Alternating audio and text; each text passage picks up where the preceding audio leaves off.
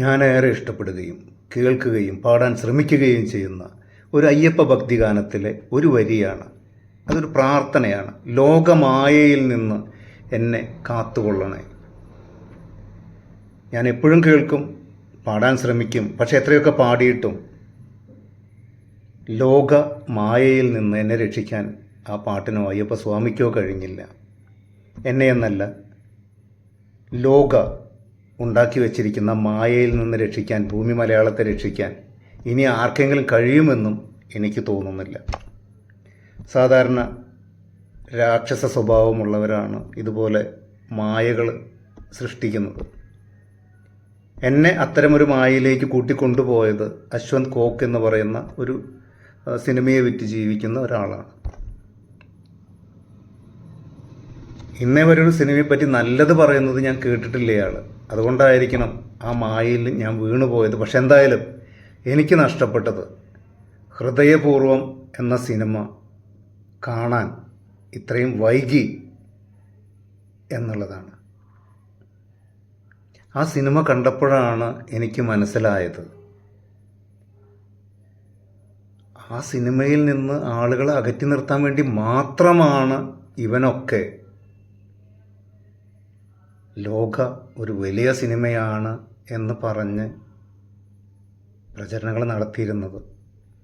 തീർച്ചയായിട്ടും അല്ല, ഞാൻ ആദ്യം വിചാരിച്ചിരുന്ന ഈ അശ്വന്ത് കോക്ക് എന്താണ് ശ്വാസമോ അങ്ങനെ എന്തൊക്കെ ഒരു ജീവികളുണ്ട്, ഇവർക്കൊക്കെ കാശ് കൊടുത്ത് പ്രൊമോട്ട് ചെയ്യുന്നതാണെന്ന് ഞാൻ വിചാരിച്ചിരുന്നത്. പക്ഷെ ഹൃദയപൂർവ്വം കണ്ടതിന് ശേഷം എനിക്ക് മനസ്സിലായി, ഈ സിനിമ വിജയിക്കാതിരിക്കുകയാണ് മായ സൃഷ്ടിക്കാനുള്ളവരുടെ കാരണം. സത്യത്തിൽ ലോകയെപ്പറ്റി പറയാനൊന്നും ഞാൻ വിചാരിച്ച കാര്യങ്ങളേ അല്ല. ലോകയല്ല നമ്മുടെ വിഷയം. പക്ഷെ അത് പറയേണ്ടി വരികയാണ്. എന്തായാലും ഹൃദയപൂർവ്വത്തിലേക്ക് വരാം. മോഹൻലാൽ എന്നൊരു നടൻ, അയാളുടെ അഭിനയശേഷി, ഇപ്പോൾ ഇവരുടെയൊക്കെ അഭിനയശേഷി അല്ലെങ്കിൽ അഭിനയ മികവിനെ വിലയിരുത്തുന്നത് ഞാൻ നേരത്തെ പറഞ്ഞ പോലെയുള്ള രാക്ഷസന്മാരാണ്. ഈ അശ്വന്ത് കോക്ക് മോഹൻലാലിനെ അഭിനയിക്കാൻ അറിയില്ല, മമ്മൂട്ടിക്ക് അഭിനയിക്കാൻ അറിയില്ല, ചിലപ്പോൾ ഇപ്പോൾ ഇന്നാൾ ഫഹദ് ഫാസിലിനെ അഭിനയിക്കാനേ അറിയില്ല എന്നൊക്കെ പറയുന്ന ലെവലിലേക്ക് നമ്മൾ ഇവരെയൊക്കെ വിശ്വസിച്ചുകൊണ്ടിരിക്കുക. ഇവരാണ് മാർക്കിടുന്നത്. ഫഹദ് ഫാസിൽ അഭിനയിച്ച ഏത് സിനിമയാണ് ഇയാൾ കണ്ടിട്ടുള്ളത് എനിക്കറിയില്ല. ഒരു ആവേശമോ അല്ലെങ്കിൽ ഒരു പുഷ്പയോ കണ്ടിട്ടായിരിക്കണം അയാളത് പറഞ്ഞതെന്ന് എനിക്ക് തോന്നുന്നു. അതല്ലെങ്കിൽ മറ്റ് ഡയമണ്ട് നെക്ലേസോ അല്ലെങ്കിൽ 22 ഫീമെയിൽ അങ്ങനെയുള്ള സിനിമകളൊന്നും ഇയാൾ കണ്ടിട്ടുണ്ടാവില്ല, അല്ലെങ്കിൽ മനഃപൂർവ്വം കണ്ണടച്ചതാവും. ഞാൻ പറഞ്ഞില്ലേ, മായകൾ സൃഷ്ടിക്കുന്നതാണല്ലോ ഇവരുടെ പരിപാടി. അതുപോട്ടെ, സന്ദീപ് ബാലകൃഷ്ണൻ എന്ന് പറഞ്ഞ ആ കഥാപാത്രത്തെ മോഹൻലാൽ ചെയ്തതിൽ നന്നായി ചെയ്യാൻ കഴിയുന്ന ആരെങ്കിലും ഇന്ന് കേരളത്തിലെന്നല്ല ഇന്ത്യൻ ഫിലിം ഇൻഡസ്ട്രിയിലുണ്ടെങ്കിൽ നിങ്ങൾ എനിക്കൊന്ന് പറഞ്ഞത്. അതല്ലെങ്കിൽ ആ സിനിമ നിങ്ങൾ കണ്ടിട്ടുണ്ടോ എന്ന് എനിക്കറിയില്ല. കാണാതിരിക്കലാണല്ലോ കാണിക്കാതിരിക്കലാണല്ലോ നിങ്ങളുടെ ആവശ്യം. അപ്പോൾ നിങ്ങളത് കണ്ടിട്ടുണ്ടാവാൻ വഴിയില്ല. ഹൃദയപൂർവ്വം എന്ന സിനിമയിൽ മോഹൻലാൽ ചെയ്ത വേഷം അതിലും നന്നായി ചെയ്യാൻ കഴിയുന്ന ആരെങ്കിലും ഉണ്ടെങ്കിൽ എന്നോടൊന്ന് പറയാം. ഇത് മോഹൻലാൽ ഇത് എനിക്ക് ഏറ്റവും സങ്കടമായിട്ട് തോന്നിയ കാര്യം, ലോകയെപ്പറ്റി ഇത്രയും ആളുകൾ എന്ത് കാരണം കൊണ്ട് പോകട്ടെ പറയുമ്പോഴും ഹൃദയപൂർവ്വത്തെപ്പറ്റി നല്ല 2 വാക്ക് പറയാൻ ആരും ധൈര്യപ്പെട്ടില്ല എന്നുള്ളതാണ്. അഥവാ ആരെങ്കിലും പറഞ്ഞിട്ടുണ്ടെങ്കിൽ തന്നെ വളരെ സോഫ്റ്റായിട്ട് ഒരു ഫീൽ ഗുഡ് സിനിമ, അല്ലെങ്കിൽ മോഹൻലാലിൻ്റെ തിരിച്ചുവരവ്, സത്യനന്ദിക്കാട്, മാജിക്കൊന്നുമില്ല എന്നാലും കണ്ടിരിക്കാം എന്നൊക്കെ പറഞ്ഞൊരു സോഫ്റ്റ് തലോടൽ. ഈ സിനിമ ഇത്രയും പെർഫെക്ഷനോടുകൂടി ഇതിലും കൈയടക്കത്തോടുകൂടി ചെയ്യാൻ കഴിവുള്ള ഏതെങ്കിലും ഒരു സംവിധായകനുണ്ടെങ്കിൽ അവരുടെ പേര് നിങ്ങളൊന്ന് പറയും. സത്യനന്ദിക്കാട് ഇപ്പോൾ പറയുമ്പോൾ ഇവരൊക്കെ പറയുന്നതാണ് ഗ്രാമീണത, ഒരു ചായക്കടി 4 കളവന്മാരുണ്ടെങ്കിൽ സത്യനന്ദിക്കാടിൻ്റെ സിനിമയായി എന്ന് പറയുന്ന ആരെങ്കിലും ഈ സിനിമ കണ്ടിട്ടുണ്ടോ എന്ന് എനിക്കറിയില്ല. ഇതിൽ ഗ്രാമീണതയല്ല, നിങ്ങളൊക്കെ മോഡേൺ ജനറേഷനെ അനലൈസ് ചെയ്യുന്നതിനേക്കാൾ ഗംഭീരമായിട്ട് ഈ സിനിമ അനലൈസ് ചെയ്യുന്നുണ്ട്.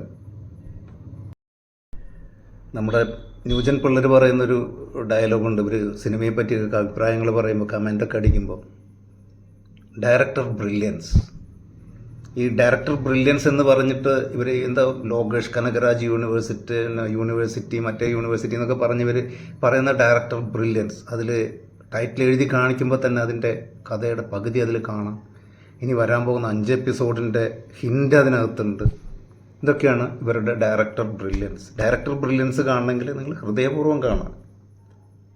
അതിൻ്റെ ക്രാഫ്റ്റ്, അയാളത് ചെയ്തു വച്ചിരിക്കുന്ന രീതി, ആ സിനിമ തുടങ്ങിയ അവസാനം വരെ നമ്മൾ മോഹൻലാലിനേക്കാൾ ഇഷ്ടപ്പെടുന്ന ഒരു കഥാപാത്രമുണ്ട്, കേണൽ രവീന്ദ്രൻ.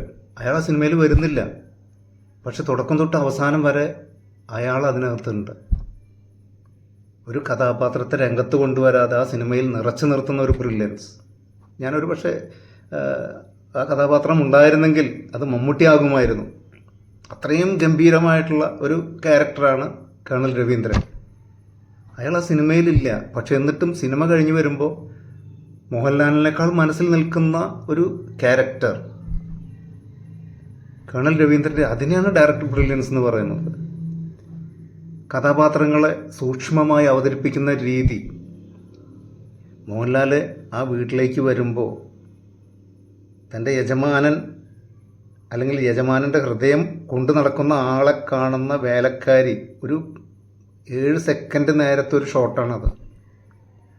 നിങ്ങൾ ആ സിനിമ കാണുക, ആ ഒരൊറ്റ സിനിമ, ആ ഒറ്റ സീൻ, ആ സീനിൻ്റെ ബ്രില്യൻസ് ഈ എന്താണ് ലോക എന്ന് പറയുന്ന സിനിമയുടെ ഏതെങ്കിലും ഒരു ഭാഗത്ത് കാണിച്ചു തന്നു കഴിഞ്ഞാൽ ഞാൻ ഈ പറയുന്ന എന്താണ് യശ്വന്ത് കോക്കോ എന്തോ സാധനമില്ലേ, അയാളൊക്കെ പറഞ്ഞ് ഞാൻ സമ്മതിക്കാം. ഹൃദയപൂർവ്വം ഒരു കംപ്ലീറ്റ് സിനിമയാണ്, കാണേണ്ട സിനിമയാണ്, മിസ്സാക്കാൻ it is not a feel good cinema, it's a good cinema. It's not just a good cinema, അതൊരു നല്ല ഗംഭീര വർക്കാണത്. അതിൻ്റെ തിരക്കഥയാവട്ടെ, അതിൻ്റെ പശ്ചാത്തലമാവട്ടെ. പൂനെ വെച്ചിട്ടൊരു സിനിമയൊന്നും ഞാൻ ഇതിനു മുമ്പ് കണ്ടിട്ടില്ല. പൂനെ ഇത്രയും മനോഹരമായിട്ടുള്ള സ്ഥലമാണെന്ന് പലർക്കും അറിയില്ല. അതിൽ ഓരോ ക്യാരക്ടേഴ്സും, ചെറിയ ചെറിയ കഥാപാത്രങ്ങൾ പോലും അത്ര സൂക്ഷ്മമായിട്ട്. ഇതിലെ പോരായ്മ എന്ന് പറയാവുന്നത് സത്യൻ അന്തിക്കാടിൻ്റെ സ്ഥിരം കഥാപാത്രങ്ങളായ ഒടുവിൽ ഉണ്ണികൃഷ്ണനോ മാമുക്കോയോ ഒന്നും ഇല്ല എന്നുള്ളതാണ്. പക്ഷെ അവരുടെ അഭാവത്തിൽ തന്നെ ഈ സിനിമ മനോഹരമാക്കാനായിട്ട് സത്യൻ അന്തിക്കാടിന് കഴിഞ്ഞിട്ടുണ്ട്. അതിൽ ഓരോ ക്യാരക്ടേഴ്സും ആരും എടുത്ത് പറയണ്ട. അപ്പോൾ അത്രയും നല്ലൊരു സിനിമയെ ഈ മായക്കാഴ്ച കൊണ്ട് മറച്ചു നിർത്തിയ ഈ അശ്വന്ത് കോക്കിനെ പോലുള്ള, ഇനി ലോകയെ പറ്റി പറയാൻ വിചാരിച്ചതല്ല, പക്ഷെ ഇന്നലെ മുരളി തുമ്മാരുകുടി ആദ്യമായിട്ടൊരാൾ ഈ സിനിമ അത്ര നല്ലതൊന്നുമല്ല എന്ന് പറയാൻ ധൈര്യം കാണിച്ച് ഇന്നലെയാണ്. അയാളത് പറഞ്ഞ് പോസ്റ്റ് ഇടുമ്പോഴേക്കും അതിൻ്റെ അടിയിൽ ചീത്ത വിളി. അതായത് നല്ലതാണെന്ന് പറയാൻ മാത്രമല്ല, നല്ലതല്ല എന്ന് പറയുന്നവരെ ചീത്ത വിളിക്കാനും കാശ് ചിലവാക്കിയിട്ടുണ്ടെന്ന് വേണം മനസ്സിലാക്കാൻ. അയാൾക്കില്ലാത്ത തെറിയില്ല. അതിലൊരുത്തൻ പറഞ്ഞിരിക്കുന്നത് എന്താണ്, അമ്മാവ കിളവ, നിങ്ങൾക്ക് മലയാളം ഫോക്ലോറിനെ പറ്റിയിട്ട് വലിയ വിവരമൊന്നുമില്ലാത്ത ആര്, മുരളി തുമ്മാരുകൂടിയോടാണ് പറയണത്. മലയാളം ഫോക്ലോറിനെ പറ്റി നിങ്ങൾക്ക് വലിയ വിവരമില്ല, അതുകൊണ്ടാണ് താനിപ്പോഴും പഴയ സത്യനന്ദിക്കാട് ട്രെയിനിലാണ്, അതുകൊണ്ടാണ്. ഇവനൊക്കെ ഞാൻ അതിൻ്റെ അടിയിൽ വെറുതെ എൻ്റെ തമ്പൊന്ന് ഉയർത്തി. തുമ്മാരുകൂടി പറഞ്ഞത് എനിക്കും ഫീൽ ചെയ്ത കാര്യമാണ്. ഇതിപ്പോൾ അത്ര വലിയ ഈ ഒരു കമൻറ്റ് കണ്ടത്, ലോക സിനിമയ്ക്കൊപ്പമെത്തി മലയാളത്തിനൊരു സൂപ്പർ ഹീറോ. ഈ സൂപ്പർ ഹീറോകളുടെ പിന്നാലെ പോയിട്ട് ഹോളിവുഡ് സിനിമ എത്ര താഴെ പോയി നിൽക്കുന്നു എന്നുള്ള കാര്യത്തെപ്പറ്റി ചർച്ച ചെയ്തുകൊണ്ടിരിക്കുകയാണ് ആളുകൾ. മലയാളത്തിന് ഇപ്പോൾ അതിൻ്റെ ഒരു കുറവും കൂടി ഉണ്ടായിരുന്നുള്ളൂ. എന്നിട്ട് സൂപ്പർ ഹീറോ എന്ന് പറഞ്ഞിട്ട് കൊണ്ടുവന്നിരിക്കുന്നത് ഫ്രിഡ്ജിൽ വെച്ച ബ്ലഡ് കുടിച്ച് ജീവിക്കുന്ന ഒരു യക്ഷിയും, എന്തിനാണ് അവതരിച്ചതെന്ന് പോലും അറിയാത്ത കുറേ കോമാളി കഥാപാത്രങ്ങളും. അതിലാ തുടക്കത്തിൽ ആ വില്ലനെ അവതരിപ്പിച്ച ആ പയ്യൻ, അങ്ങനെ കുറേ സിനിമയിൽ കണ്ടിട്ടുണ്ട്, എന്താ സജിയേട്ടാന്നൊക്കെ പറഞ്ഞു. അവനൊഴികെ ആ സിനിമയിൽ സന്തോഷിക്കാവുന്ന ഒന്നുമില്ല. അതുകൊണ്ടാണ് ഈ ദുൽഖറിനെയും മമ്മൂട്ടിയുടെയൊക്കെ പേര് പറഞ്ഞത് മാർക്കറ്റ് ചെയ്യേണ്ടി വരുന്നത്. അതിൽ ഏറ്റവും തമാശ ഇത് പറയുന്നത് അതിൻ്റെ മ്യൂസിക്, അല്ലെങ്കിൽ ഈ യശ്വന്ത് കോക്ക് മറ്റേ മലക്കോട്ട വാലിബൻ അല്ലെങ്കിൽ എമ്പുരാൻ തുടങ്ങിയ സിനിമകളെ പോസ്റ്റ്മോർട്ടം ചെയ്ത രീതി ഞാനത് കഴിഞ്ഞ് കണ്ടു. അവൻ അതിനുപയോഗിച്ച കണ്ണടയോ കത്തിയോ ഒന്നുമല്ല ഇതിനെ പോസ്റ്റ്മോർട്ടം ചെയ്യാനായിട്ട് ഉപയോഗിച്ചിരിക്കുന്നത്. വളരെ ലിബറലാണ്. വിഷ്വൽസിൻ്റെ ഭംഗി, മലൈക്കോട്ട വാലിബൻ അന്നവൻ പറഞ്ഞത് എന്തിനാണ് ഈ മരുഭൂമിയിൽ പോയിട്ട് സിനിമ എടുത്തതെന്നാണ്. അത് പോട്ടെ, ഇതിൽ ഏറ്റവും കോമഡി ആയിട്ട് എനിക്ക് അവൻ പറഞ്ഞ കാര്യം, ഇത് ഭയങ്കര ഭാവനയാണത്രേ. യക്ഷിയെ ഇന്നത്തെ സാഹചര്യവുമായിട്ട് ഇണക്കി ചേർത്ത് ഭയങ്കര ഭാവനയുള്ളൊരു എഴുത്തുകാരൻ്റെ ഞാൻ വെറുതെ ഒരു ഉദാഹരണം പറയാം. അതിലൊരു ഡയലോഗുണ്ട്. അതിൽ കടമറ്റത്ത് കത്തനാരെന്ന് പറഞ്ഞൊരു കഥാപാത്രത്തെ അവതരിപ്പിച്ചിട്ടുണ്ട്. കടമറ്റത്ത് കത്തനാർ ഒരു മിത്താണ്. ഇവർ പറയുന്ന പോലെയുള്ള ഒരു എന്താ പറയുക, ഒരു ലെജൻഡറി ക്യാരക്ടറാണ് നമ്മുടെ ഐതിഹ്യത്തിൽ. അപ്പോൾ അയാൾ വളരെ പാടുപെട്ടിട്ടാണ് യക്ഷിയെ തറയ്ക്കുന്നതും കള്ളിയാങ്കാട്ട് നീലിയെ തറയ്ക്കുന്നതൊക്കെ ഒരു വലിയൊരു 3 സിനിമയാക്കാനുള്ള കഥ അതിനകത്തുണ്ട്. ഒരു സിനിമ വരുന്നുണ്ടെന്ന് തോന്നുന്നു. അപ്പോൾ ഇവൻ്റെ ഭാവനയുടെ എക്സ്ട്രീം ഞാൻ പറയുന്നത്, ഇവൻ വന്നിട്ട് യക്ഷീനെ തളച്ചു. തൊട്ടടുത്ത ദിവസം വന്നിട്ട് ആ ആണി ഊരിയിട്ട്, ഇത് ഞാൻ ആൾക്കാരെ പറ്റിക്കാൻ വേണ്ടി നിന്നെ തളച്ചതാ, നിന്നെ ഞാൻ തുറന്നു വിടാണ്, നീ ചാത്തനെ പിടിക്കാൻ എന്നെ ഒന്ന് സഹായിച്ചാൽ മതിയെന്ന്. ഇത്രയും വികൃതമായ ഒരു കോമഡി ഭാവന ഞാൻ എൻ്റെ ജീവിതത്തിൽ കണ്ടിട്ടില്ല. അതിനെയാണ് ഇവൻ ലോകോത്തര ഭാവനയാണ്, മറ്റേ സംഭവമാണെന്നൊക്കെ പറഞ്ഞ്, എന്നിട്ട് മുരളി തുമ്മാരുകുടിയോട് ഫോക്ലോർ പഠിച്ചിട്ട് വരാൻ. ഞാൻ വെറുതെ ഒരു തംസപ്പ് അടിച്ചതിന് അവൻ എൻ്റെ അപ്പൂപ്പന്മാരെ വരെ തെറി പറഞ്ഞു വരുത്താൻ. താൻ പോയി സിനിമ കാണ്, ഇംഗ്ലീഷ് സിനിമ കാണ്, സൂപ്പർ ഹീറോ സിനിമകൾ കാണ്.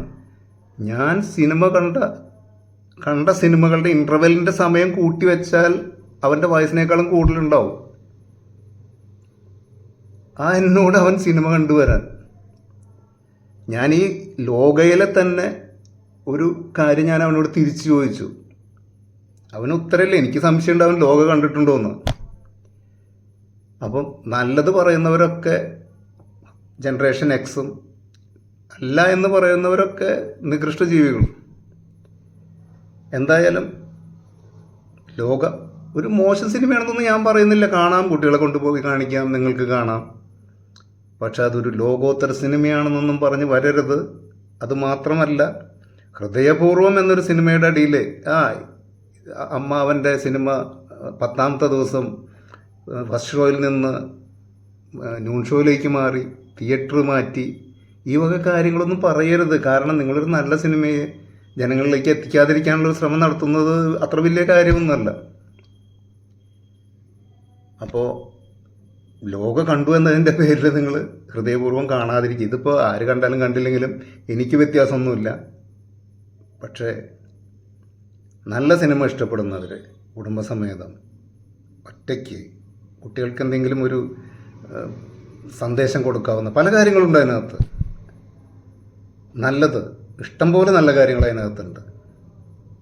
കുട്ടികൾ കണ്ടുപിടിക്കേണ്ട, ചെയ്യാൻ പാടില്ലാത്ത കാര്യങ്ങൾ എല്ലാം അതിനകത്തുണ്ട്. നല്ലൊരു സിനിമയാണ്. അത് കാണണം. അത് കാണരുതെന്ന് പറയാനായിട്ട് നിങ്ങൾ വേറൊരു സിനിമ നല്ലതാണെന്ന് പറയുന്നത് ശരിയല്ല. നിങ്ങൾ കാണാൻ ഇഷ്ടപ്പെടുന്ന സിനിമ നിങ്ങൾക്ക് പ്രൊമോട്ട് ചെയ്യാം, പക്ഷെ അത് മറ്റൊരു സിനിമയെ തകർക്കാൻ വേണ്ടി ആവരുത്. ഞാനൊരു മോഹൻലാൽ ഫാനൊന്നുമല്ല. ഇത് ഫാൻ ബേസിനെ ആസ്പദമാക്കിയിട്ട് ആവരുത് നമ്മുടെ സിനിമ ഇൻഡസ്ട്രി. അത്രേ എനിക്ക് പറയാനുള്ളൂ.